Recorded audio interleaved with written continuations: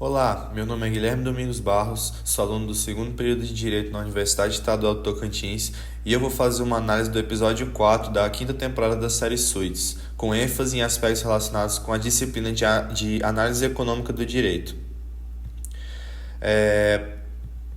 O caso que retrata o episódio que eu vou falar é um divórcio entre Esther e Jeffrey, sendo o conflito principal do episódio a divisão de uma empresa que fora fundada pela Esther. O Harvey, ele assume o caso da Esther e ela explica que, na época que eles eram casados, foi feito um acordo entre ela e o Jeffrey em que ele ficaria com 20% da empresa. O Jeffrey não quis cumprir com o acordo e por isso foi necessário que tanto a Esther quanto ele contratassem um advogado.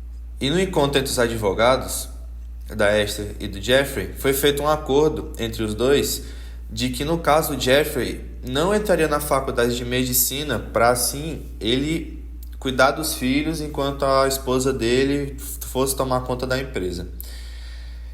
E que em compensação por esse acordo dele ficar em casa cuidando dos filhos, a Esther ia dar 50% da empresa para ele, que seria o equivalente a 25 milhões de dólares. Quando Harvey chegou para falar em particular com a Esther, ela confirmou que existiu sim esse acordo, mas que ele foi apenas verbal. Então não teve documento, não teve nada escrito que provasse esse acordo fora ter sido feito verbalmente.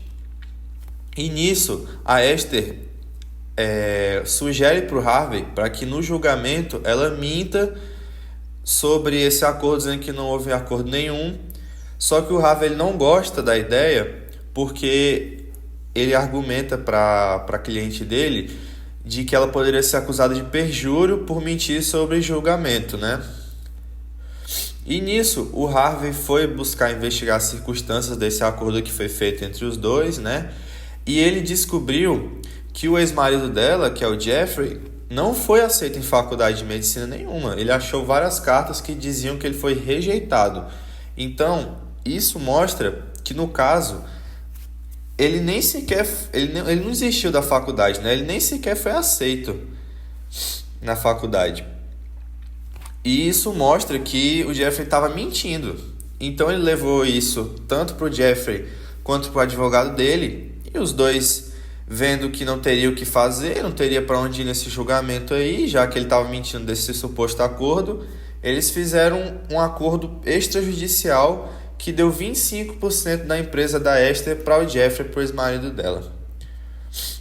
E agora, sobre a ênfase, né, dar uma ênfase à análise desse episódio com a disciplina de análise econômica do direito, a gente pode relacionar alguns conceitos, como, por exemplo, o pragmatismo, né, já que o Harvey busca uma solução extrajudicial para esse caso, para facilitar a resolução da lide, né, para não ter que ir a julgamento, não ter que ir para a esfera judiciária e facilitar isso, né?